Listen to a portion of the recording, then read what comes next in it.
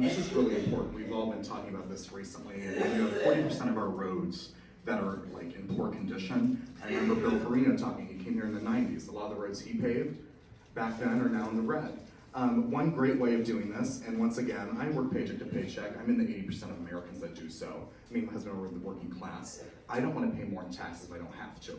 I want to retain that and help with my family. Me and my husband, every paycheck, we put money aside just in case. In government, that's not always the case. You get the money, you spend it, then you have to get more money to find out how to spend. I think Delaware needs to do better at keeping maintenance funds, and I think we need to do better at keeping maintenance, because roads that haven't been touched since the 90s is not the way to go.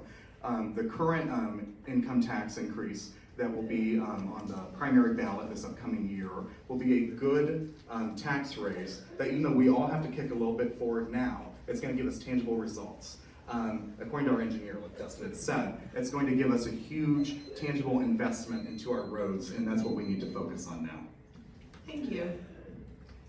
Mr. Nana? Thank you. So, in terms of infrastructure and my vision for improving it, I'll touch on developers again. We need to extract as much out of them as possible.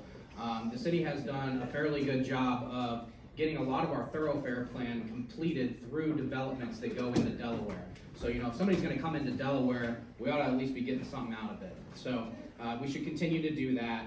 I played a part in completing that thoroughfare plan. I think it's very smart. The first thing that comes to mind when it comes to that thoroughfare plan is I'm sorry, I hope she's okay. Is the first ward at least, is Merrick Avenue. And when Addison went in, they built a large portion of that. And I hope the city will be able to complete it, because Merrick will keep folks off of the other arterial roads like Central. And it can really play a large part in decreasing traffic. I don't know about you guys, I don't know where you commute from. I live on the extreme western edge of town, and I work in an office in Westerville 3 days out of the week. And it takes me as long to get from my house to the point as it does from the point to the office in Westerville. So obviously something needs to be done, and I know we're doing the Point project, and I'm really crossing my fingers. I'm really hoping that does a lot for us. But you just never know. So you can't just take one shot at it. So we really need to make sure that we complete all these plans and make sure that we can get folks, from one A to B in a different way, rather than just the two main east to west. Thank you, Mr. Nana. Sure, I could go all day on that. Okay. Well, my vision for improving the city infrastructure, mainly roads, just like Chandler was saying, with our roads, it doesn't make sense that we have some roads, I know particularly in the area that I'm at, the roads have not been literally touched in 22 years. And then it's upsetting to see that our roads haven't been touched in 22 years, but then I can drive, in another area or take the back road to Walmart, and their roads are getting paved, yearly, repaved yearly.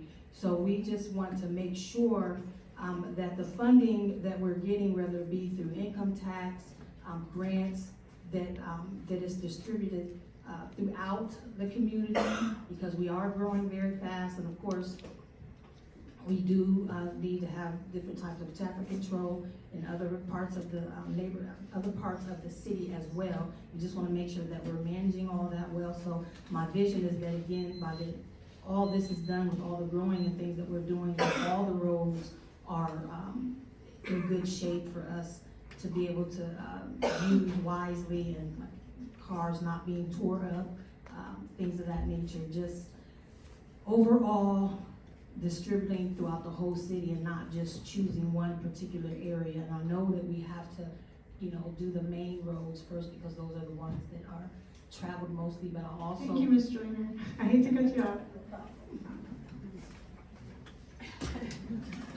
They're like, are you petty? I'm so sorry. Okay.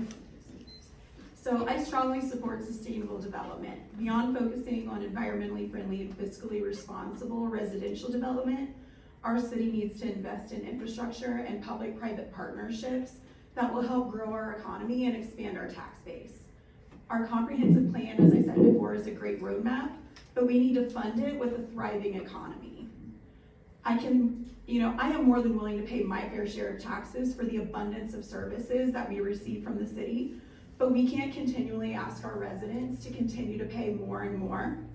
We are the richest county in Ohio, and we need to encourage more investment in our local economy. Delaware needs to become business friendly, not developer friendly. We need to become business friendly for the benefit of all.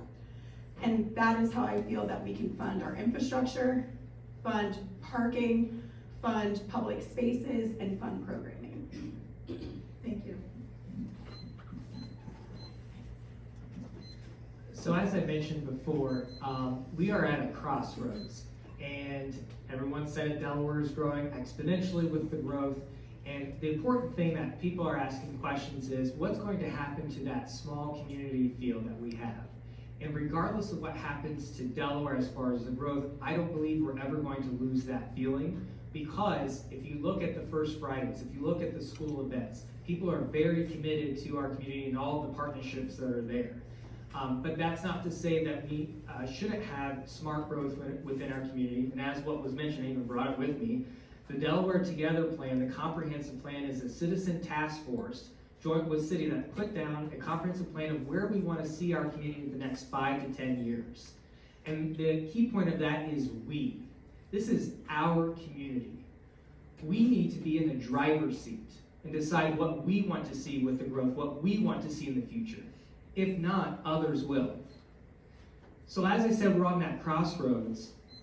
But what do we want to see? Capital improvements, attainable housing, safe neighborhoods, employment opportunities. We have it here, we're growing, and I would like to see us invest and double down and make Delaware fantastic.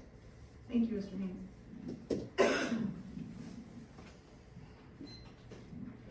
Thank you. Again, Kevin Ryder, Ward 4.